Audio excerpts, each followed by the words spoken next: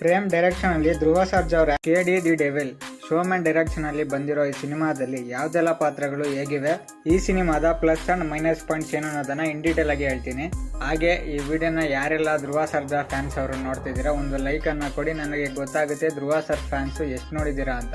Guys, ಮೊದಲನೇದಾಗಿ ಈ ಸಿನಿಮಾದಲ್ಲಿ ರಕ್ಷಿತಾ ಪ್ರೇಮ್ ಅವರ ಮಗ ಸೂರ್ಯ ಅವರು ಫಸ್ಟ್ ಟೈಮ್ ಡೆಬ್ಯೂಟ್ ಆಗಿ ಆಕ್ಟ್ ಮಾಡಿದ್ದಾರೆ ಅಂತಾನೆ ಹೇಳ್ಬೋದು. ಪ್ಲಸ್ ಪಾಯಿಂಟ್ಸ್, ಈ ಸಿನಿಮಾದಲ್ಲಿ ಹೀರೋಯಿನ್ ರೇಷ್ಮಾ ಅವರ ಡೈಲಾಗ್ಗಳು ಕಿರ್ಚಾಡ್ತಿರೋ ತರ ಕೇಳಿಸ್ತಾ ಇರುತ್ತೆ. ಯಾಕೆ ಅಂತಂದ್ರೆ ಇದರಿಂದ ಒಂದು ರೀಸನ್ ಕೂಡ ಇದೆ. ಅದು ಏನಪ್ಪಾ ಅಂದ್ರೆ ಇವ್ರ ತಾಯಿಗೆ ಕಿವಿ ಕೇಳಿಸ್ತಾ ಇರೋದ್ರಲ್ಲ, ಅವರು ಅದಕ್ಕೆ ಮನೆಯಲ್ಲಿ ಕಿರ್ಚಾಡ್ಕೊಂಡೆ ಮಾತಾಡಿ ಅಭ್ಯಾಸ ಆಗಿರುತ್ತೆ. ಇದು ಕೆಲವು ಆಡಿಯನ್ಸ್ಗಳಿಗೆ ಥಿಯೇಟ್ರಲ್ಲಿ ಕೇಳಿದಾಗ ಯಾಕೆ ಗುರು ಈ ಥರ ಎಲ್ಲ ಕಿರಿಸ್ತಾವಳೆ ಹೀರೋಯಿನ್ ಅಂತ ಅನಿಸ್ತಾ ಇರುತ್ತೆ.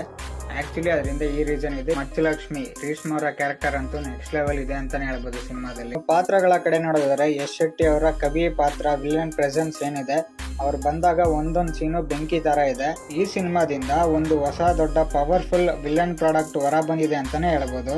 ರಮೇಶ್ ಅರವಿಂದ್ ಅವರ ಧರ್ಮ ಪಾತ್ರ ಮನ್ಸಲ್ಲಿ ಉಳ್ಕೊಂಡ್ಬಿಡುತ್ತೆ. ಒಂದು ನ್ಯಾಚುರಲ್ ಅಣ್ಣನ್ ಆಕ್ಟಿಂಗ್ ಅಂತಾನೆ ಹೇಳ್ಬೋದು ಇವರಿಂದ. ಶಿಲ್ಪಾ ಶೆಟ್ಟಿ ಅವರ ಸತ್ಯವತಿ ಕ್ಯಾರೆಕ್ಟರ್ ಒಂದ್ ಕಡೆ ಸಪ್ರೇಟ್ ಅವರಾನೇ ಕ್ರಿಯೇಟ್ ಮಾಡುತ್ತೆ. ರವಿಚಂದ್ರನ್ ಅವರ ಅಣ್ಣಯ್ಯಪ್ಪ ಪಾತ್ರ, ಈ ಪಾತ್ರದ ಒಂದೊಂದು ಸ್ಟೆಪ್ಪಿಗೂ ತೂಕ ಇದೆ ಅಂತಾನೆ ಹೇಳ್ಬೋದು. ಪ್ರೇಮ್ ಅವರು ತುಂಬಾ ಇಂಟೆಲಿಜೆಂಟ್ ಆಗಿ ಯೂಸ್ ಮಾಡ್ಕೊಂಡಿದ್ದಾರೆ. ಸಂಜಯ್ ದತ್ ಅವರ ದೇವಾ ಕ್ಯಾರೆಕ್ಟರ್, ಈ ಮನುಷ್ಯ ಬಂದಾಗ ಸೀನ್ ಬೈ ಸೀನ್ ತಿಂದಾಕ್ಬಿಡ್ತಾರೆ. ಈ ಸಿನಿಮಾದ ಬಿಗ್ಗೆಸ್ಟ್ ಸ್ಟ್ರೆಂತ್ ಏನಪ್ಪಾ ಅಂದ್ರೆ ಅದು ಇಂಟರ್ವಲ್ ಪಾರ್ಟ್ ಅಲ್ಲಿ ಇರೋ ಟ್ವಿಸ್ಟ್ ಜೊತೆಗೆ ಸೆಕೆಂಡ್ ಹಾಫ್ ನಲ್ಲಿ ಸ್ಟೋರಿನ ಕೊನೆವರೆಗೂ ಡೀಪ್ ಆಗಿ ಇಂಟ್ರೆಸ್ಟಿಂಗ್ ಆಗಿ ತಗೊಂಡೋಗೋ ರೀತಿ.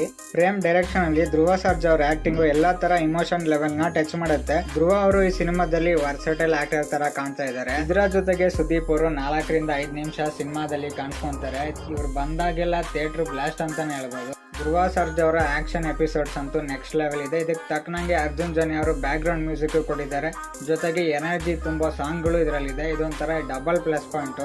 ಹೀರೋಯಿನ್ ರೇಷ್ಮಾ ಕ್ಯಾರೆಕ್ಟರ್ ಅಂತೂ ಸಿಕ್ಕಾಪಟ್ಟೆ ಕ್ರೇಜಿ ಆಗಿದೆ. ನನಗಂತೂ ಇಷ್ಟ ಆಗೋಯ್ತು, ನಾನಂತೂ ಫ್ಯಾನ್ ಆಗ್ಬಿಟ್ಟೆ.